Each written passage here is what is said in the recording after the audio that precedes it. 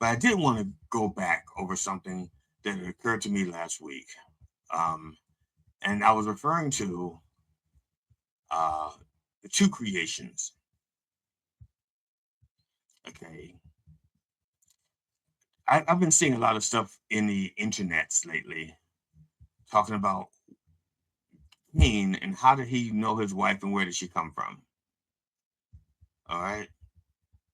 I think it's Genesis 4, in the chapter, the fourth chapter of Genesis, verse 17, says, and Cain knew his wife, and she conceived and bare Enoch, and he builded a city and called the name of the city after the name of his son Enoch. Now, it says he knew his wife, and of course that's just biblical saying they did the nasty and she conceived children. That's what he means by and he knew her.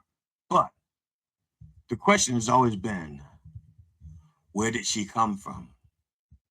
Okay, because people up until this point, people keep thinking that it was just Adam and Eve, and everybody else that came from that would have been brothers and sisters. And so Cain would have been like stooping his sister. Now, those of us who are familiar with royalty know that you can't keep stooping people from the same bloodline. You go, okay? Your offspring going, so you can't do that. But all of us didn't turn out like that. Okay, unless the fact that we are universally fucked up in the head, like we're all a little bit on the spectrum, but that's not from. If that were the case, we'd have millions of years of inbreeding, and okay, but we're not like that. So, how did Cain, all these generations of people, come about without all of these bloodlines going being fucked up? This is where I'm going. Okay, and I said this briefly last week, but there's scripture. If you're going to believe in this shit, there's scripture to support what I'm saying. If you believe this shit, okay, I'm just saying, if you believe this, there's scripture to support it. And I'm not going, and I'm hoping someone goes, let me debate the reverend on this, because I'm not going to pull all my scripture quotes here. Just rest assured that first, remember, according to Israelite tradition, according to Jewish tradition, God was not a singular being, okay? God, the Jews were not monotheistic in the beginning. They were polytheistic. They worshiped many gods, okay? And if that were not the case, God would be saying, do not worship other gods before me, okay? When they finally decided on this, guy goes like, look, I'm the baddest god of the other gods. Worship me, not the others, okay? If there were not other gods, there would be no point to saying that. It would be like you have a relationship between two people, and one says, don't be fucking anybody else other than me. That means there's other people out there for them to fuck. All right? Plain and simple. If there were just the two of them on an island, and that island just had the two of them, and one spouse says, don't be fucking anybody else on this island, the other one would be like, what the hell are you talking about? There's just the two of us here. Who else am I going to be screwing? See?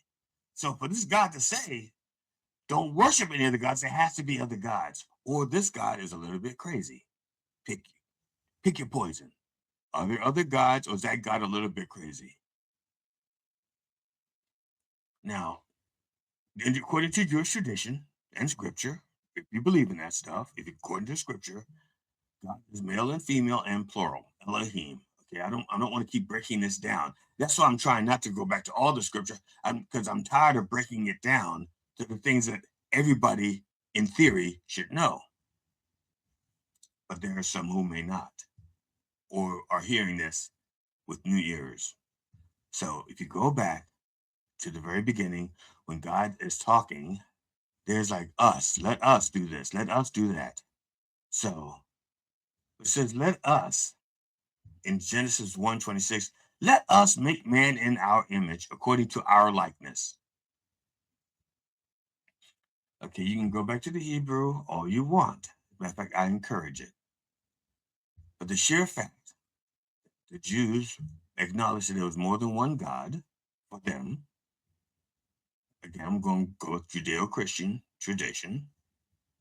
More than one God. Let's say there are 12 gods.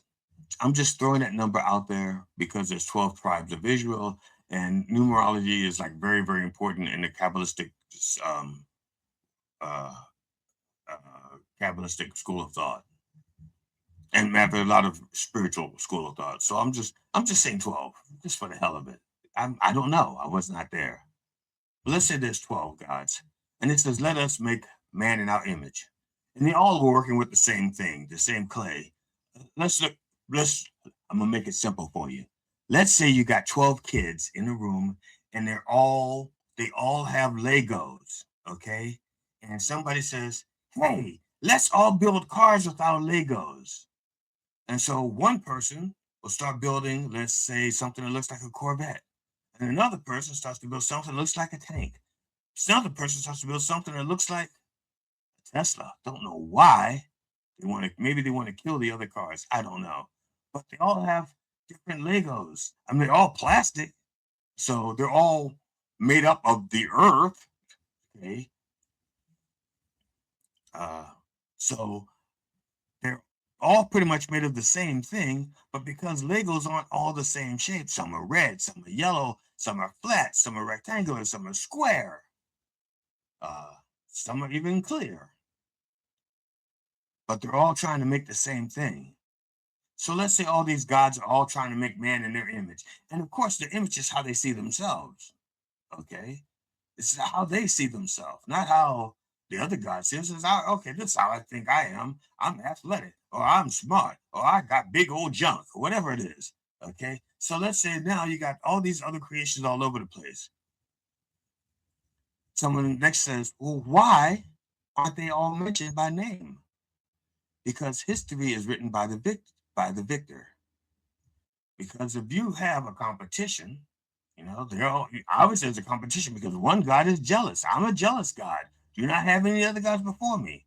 So obviously, maybe this God was jealous, so jealous that he got like incapacitated the other gods and kind of didn't, and their creations kind of fell off to the wayside. But before they disappeared, they intermingled. Okay.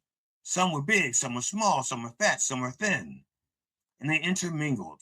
So Cain knew his wife because she's from actually another creation from one of the other gods. Okay. This is my working theory. And so that's Genesis 1. In Genesis 2, the victorious God says, hey, I'm going to make a man and I'm going to make a woman with a rib. With a rib. I'm going to do something a little different. Okay. Adam and Eve. We'll call them Adam and Eve. Okay. Those other creations, fuck them. I'm not, they don't matter. They don't matter because I won the battle of the gods. I won. And you can't worship them because I'll be mad because they lost. And since they lost, worship me. And so that's where Cain's wife came from, one of the other creations of one of the other gods. And there was not a lot of incest. People had to go like, ooh, icky, icky. All right. So I just wanted to get that out there.